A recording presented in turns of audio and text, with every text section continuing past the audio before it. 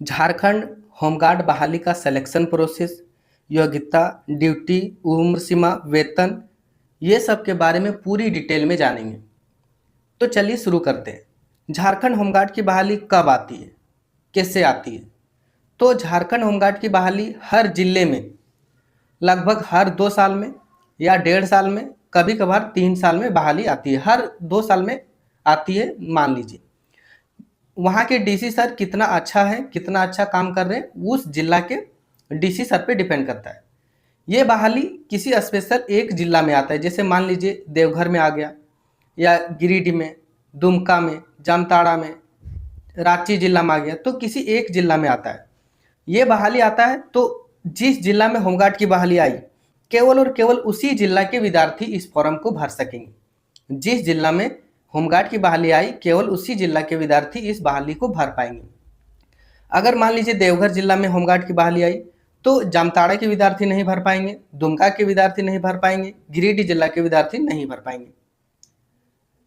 अब चलते हैं योग्यता। योग्यता क्या है? योग्यता, अगर आप ग्रामीण से हैं, आप ग्रामीण क्षेत्र से हैं, तो अगर आप केवल और केवल 7वीं पास हैं, केवल और केवल 7वीं पास है, तो आप इस बहाली को भर सकते हैं। और शहरी से हैं, तो अगर आप 10वीं पास है, तो आप इस बहाली को भर सकते हैं।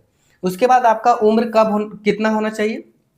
तो जब बहाली आएगा उस समय आपका उम्र, जब बहाली आएगा उस समय आपका उम्र कम से कम 19 साल हो जाना चाहिए और अधिकतम 40 साल होना चाहिए।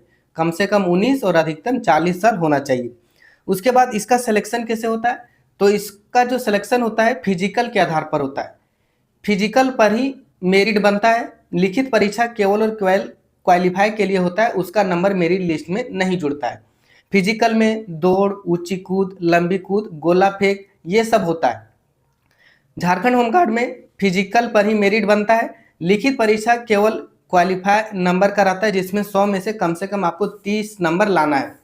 30 नंबर लाइएगा, आप क्वालिफाई हो जाइएगा।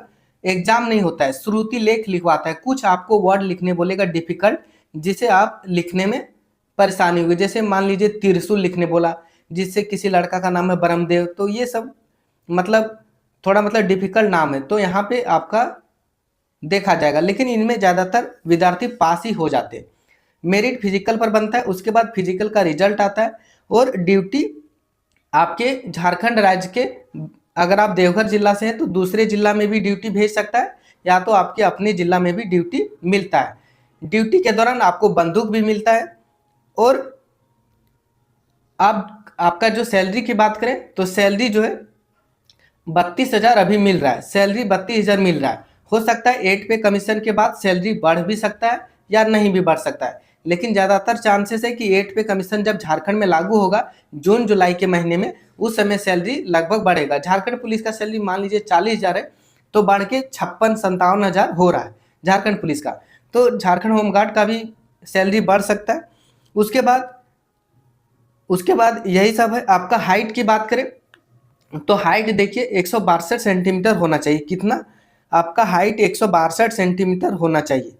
आपका जो हाइट है 162 सेंटीमीटर होना चाहिए पुरुष का, और लड़की का 148 सेंटीमीटर हाइट होना चाहिए। ठीक है, जो जरूरी बातें हैं वो मैंने आपको बताया। फिर से थोड़ा जल्दी में बता देता हूँ। योग्यता ग्रामीण के लिए 7वीं पास, शहरी के लिए 10वीं पास। कम से कम 19 साल होना चाहिए।